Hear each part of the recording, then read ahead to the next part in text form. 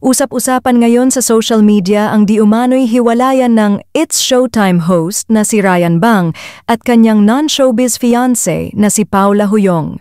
Marami kasi ang nagulat nang bigla na lang mawala ang mga engagement photos ng dalawa sa Instagram page ni Paula. Kung bibisitahin ang Instagram page ni Paula, wala na nga sa account niya ang mga larawan na kuha ng mag-propose sa kanya si Ryan. At kung susuriin ang iba pang mga posts ng dalaga, wala nang makikitang bakas ng pictures nila together.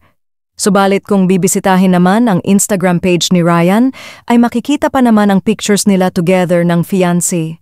Hindi naman maiwasang mag-isip ng mga netizens kung na-call off nga ba ang engagement ng dalawa kasunod ng pagkawala ng photo sa page ni Paula. Umani naman ng samut-saring komento mula sa netizens ang naturang chismis. Narito ang komento ng ilan. He's still Korean at the end of the day. Alam naman natin ugali mga yan. The lady pa naman seems mahinhin and came from a very good family. She deserves better. Saad ng isang netizen.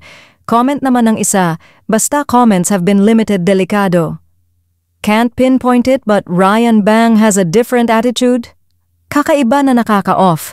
Yes, pikon siya, the way he speaks madalas prangka na nakakapikon.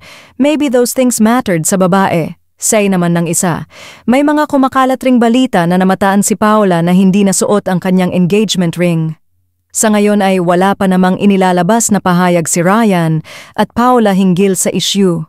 Matatandaang noong Hunyo 2024 nang isa publiko ni Ryan Bang ang kanyang naging proposal sa non-showbiz girlfriend.